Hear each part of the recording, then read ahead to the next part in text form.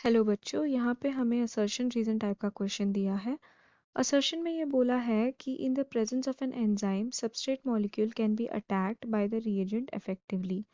Reason में ये बोला है कि active sites of enzyme hold the substrate molecule in a suitable position.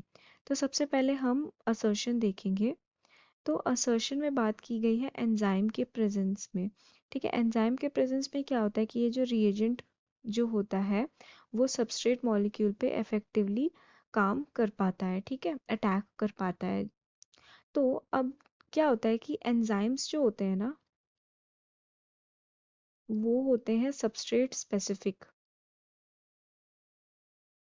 ठीक है, वो होते हैं सबस्ट्रेट स्पेसिफिक, बहुत ही स्पेसिफिक होते हैं, यानी कि सबस्ट्रेट के शेप का ही एंजाइम में क्या होता है, एक्टिव साइट होता है उसी शेप का।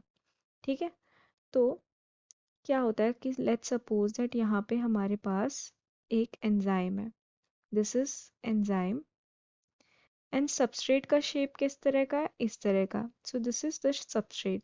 तो यहाँ पे क्या होता है कि सिंस एंजाइम में जो एक्टिव साइट है वो एकदम सबस्ट्रेट के शेप का है, तो क्या होता है सबस्ट्रेट आके एंजाइम में बाइंड कर जाता है। तो ये क्या बना लेते हैं, एंजाइम सबस्ट्रेट कॉम्प्लेक्स, एंजाइम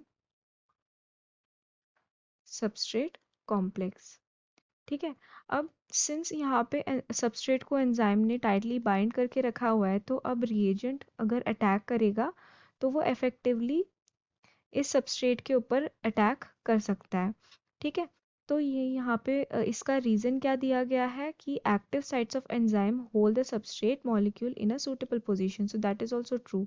यही तो मैंने अभी एक्सप्लेन किया कि बिकॉज एक्टिव साइट्स जो होते हैं वो सबस्ट्रेट स्पेसिफिक होते हैं और उनका शेप एकदम सबस्ट्रेट के शेप की तरह होता है उनका एक्टिव साइट। तो as a result of which वहाँ पे क्या होता है कि एंजाइम सबस्ट्रेट कॉम्प्लेक्स बन जाता है। अब एंजाइम सबस्ट्रेट कॉम्प्लेक्स बनने के कारण जो सबस्ट्रेट है उसको एंजाइम ने बहुत ही टाइटली होल्ड करके रखा हुआ है, as a result of which reagent उसमें इजीली अटैक कर सकता है। तो यहाँ पे असर्शन भी ट्रू है एंड रीजन भी ट्रू है, and reason is the correct explanation for assertion. तो हम यहाँ पे लिख सकते हैं कि both assertion and reason are true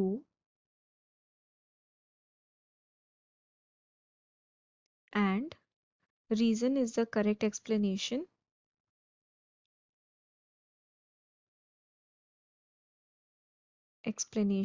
for assertion.